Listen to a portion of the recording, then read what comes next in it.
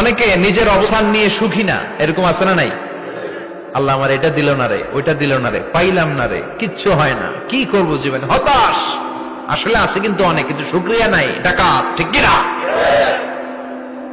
নিজের অবস্থান নিয়ে সুখী না, কিন্তু অনেক লোক আছে তারা আপনার অবস্থানে পৌঁছতে চায়। তাদের দিকে তাকিয়ে দেখেন, আপনি যে অবস্থানে আছেন এই অবস্থানে পৌঁছাটা অনেকের কাছে স্বপ্ন। তারা প্রতিনিয়ত সংগ্রাম আর স্ট্রাগল করে যাচ্ছে আপনার অবস্থানে পৌঁছতে, আর আপনি এটা নিয়ে সন্তুষ্ট না। শেখ সাদির নাম শুনেছেন? বালাগাল উলা কাশাফাদ দুজা, এই কবিতাটার রচয়িতা ইরানের বিখ্যাত এক কবি।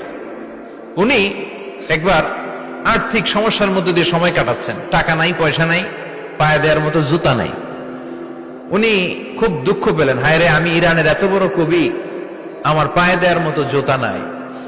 দুঃখ ভরা মন নিয়ে রাস্তায় হাঁটতে বেরোলেন। হাঁটতে হাঁটতে হঠাৎ দেখলেন একটা লোক শুয়ে শুয়ে কাঁদছে, ওই লোকটার দুইটা পাই নাই, পাই নাই।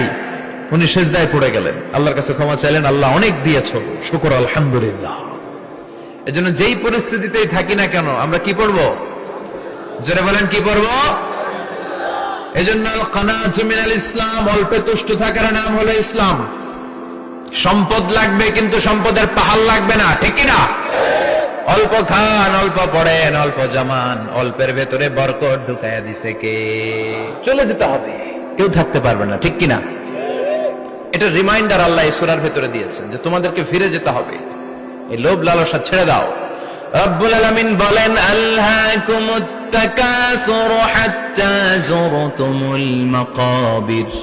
ও গোলাম, দুনিয়ার সম্পদ, লোভ লালসা তোদেরকে পাগল বানিয়ে দিয়েছে।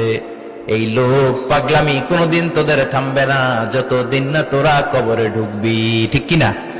কার কথা? আল্লাহ বললেন, দুনিয়ার সম্পদ আর লোভ আর মোহে তোমরা গাফেল হয়ে গিয়েছো। আখিরাতের কথা বেমালুম তোমরা ভুলে গিয়েছো, কিন্তু আখিরাতে তোমাদের যেতেই হবে, কবরের বাড়িতে তোমাদের ঢুকতেই হবে, ঠিক কিনা? যেতেই হবে, আমরা ভুলে যাই। আলহাকুমুত তাকাসুর, অতিরিক্ত পাওয়ার লোভ, বেশি বেশি খাওয়ার লোভ, বেশি বেশি জমানোর লোভ মানুষকে গাফেল বানিয়ে দিয়েছে। এটা মানুষের স্বভাব, আরো চাই, আরো চাই, এই স্বভাবটা আছে না নাই? দেখবেন ছোট বাচ্চারা মসজিদের দোয়া অনুষ্ঠান শেষে জিলাপি দেয় না? বড়ে কৃষ্ণপুর কি দেয়? আগে বাতাসা দিত না, এখন কি দেয়? জিলাপি দেয়, মিষ্টি দেয়। তো মসজিদের 2-3 গেট থেকে যদি দেয়, ছোট বাচ্চারা দেখবেন এদিক দিয়ে কয়েকটা নিয়ে আবার ওই গেটে লাইন ধরে। ওর হাত হলো ছোট হাত, ওর হাত ভর্তি জিলাপি, আর নেওয়ার জায়গা না, এরপর আরেক জায়গায় লাইন ধরছে, আরো লাগবে, আরো লাগবে, এই আরো আরো আরো চাই, এই স্বভাবটাই মানুষকে কুড়ে কুড়ে শেষ করে দিয়েছে। এত লাগবে কেন তোমার?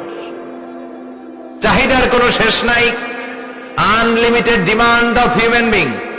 যার আছে বেশি তার চাই বেশি, যার সাইকেল আছে তার হুন্ডা চাই, হুন্ডা আছে তো প্রাইভেট কার চাই, প্রাইভেট কার আছে তো প্লেন চাই, প্লেন আছে তো হেলিকপ্টার চাই, হেলিকপ্টার আছে তো ওইটা চাই, ওইটা আছে তো সেটা চাই, ঠিক কিনা? এলাকার মেম্বার যে হয়েছে চেয়ারম্যান হতে চায়, আছে না নাই? চেয়ারম্যান সাহেব এমপি হতে চায়, আছে না নাই? এমপি সাহেব মন্ত্রী হতে চায়, আছে না নাই?